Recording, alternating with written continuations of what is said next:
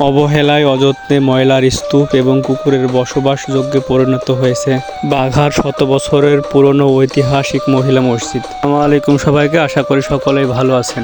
সফলতাটা সবাই দেখালেও বা সফলতাটা সবাই উপভোগ করলেও ধ্বংসটা কিন্তু কেউ দেখাতে চায় না। একটা জিনিস যে অবহেলা এবং অযত্নে দিন দিনে শেষ হয়ে যাচ্ছে, এই বিষয়টা কেউ দেখাতে চায় না। মসজিদটি যদি ধীরে ধীরে এভাবে ধ্বংস হতে থাকে, তাহলে আমাদের পরবর্তী প্রজন্ম জানবেই না যে বাঘাতে একটি ঐতিহাসিক শত শত বছরের পুরনো মহিলা মসজিদ ছিল। প্রাচীন নিদর্শনতম এই মসজিদটিতে জন্ম নিয়েছে বিভিন্ন ধরনের গাছ এবং আগাছা। তাই খসে পড়ার মতো অবস্থায় চলে এসেছে এই মসজিদের দেওয়ালের ইটগুলো।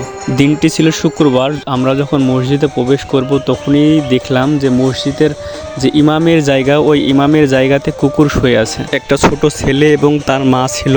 ছোট ছেলেটি আমরা প্রবেশ করব, এই কারণে ওই কুকুরটাকে ওখান থেকে তাড়ালো। তবে কুকুরেরই বা দোষ কিসের? কুকুর তো আর জানে না কোনটা মসজিদ আর কোনটা ওর থাকার জায়গা। নাকি আজকে একজন মানত করেছিল যে তার কোনো একটা সমস্যার সমাধান হলে এখানে নাকি তিনি মসজিদে খাবার দিয়ে যাবেন।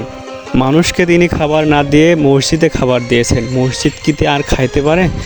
অনেক কুকুরই এসে হলো ওই খাবারগুলো খাচ্ছিল। প্লেটগুলো ওখানে আছে মসজিদের ভিতরেই, মসজিদের জানালার সাথেই প্লেট রাখা আছে এবং কুকুর এসে ওটা খাচ্ছে।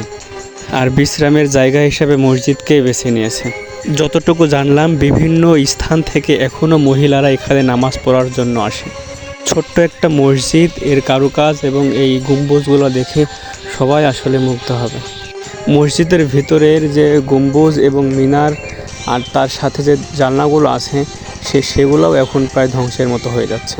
আরেকটি বিষয় হচ্ছে, মসজিদের এক পাশের জানালা সম্পূর্ণ খোলা আছে, ওখানে গ্রিল বা কোনো ঘেরা জাতীয় জিনিস দিয়ে ঘেরা নাই, যার কারণে কুকুর অনায়াসে এ পাশ দিয়ে যাতায়াত করতে পারে এবং তাদের আশ্রয় কেন্দ্র হিসাবে এটাকে বেছে নিয়েছে। দুঃখজনক হলেও সত্য, এই শত বছরের পুরানো ঐতিহাসিক মহিলা মসজিদটি মেলায় এবং অযত্নে প্রায় ধ্বংসের দ্বারপ্রান্তে দাঁড়িয়ে আছে। বাংলাদেশের প্রত্নতাত্ত্বিক নিদর্শনগুলোর মধ্যেও বাঘা শাহী মসজিদের এই মহিলা মসজিদটিও কিন্তু একটি অন্যতম। প্রত্নতাত্ত্বিক কর্তৃপক্ষকে আকুল আবেদন জানাবো, তারা এই মসজিদটাকে যেন সংরক্ষণ করে, এই মসজিদটার যেন যত্ন নেয়। বাঘা শাহী মসজিদ যেমন অত্যন্ত এখনও সুন্দর আছে, মানুষ তার সৌন্দর্য উপভোগ করে, এর পাশাপাশি এই মসজিদটাও যেন আরও তার সৌন্দর্য ফিরে পায়। আল্লাহর ঘর মসজিদ পরিষ্কার পরিচ্ছন্ন রাখার দায়িত্ব আমাদের।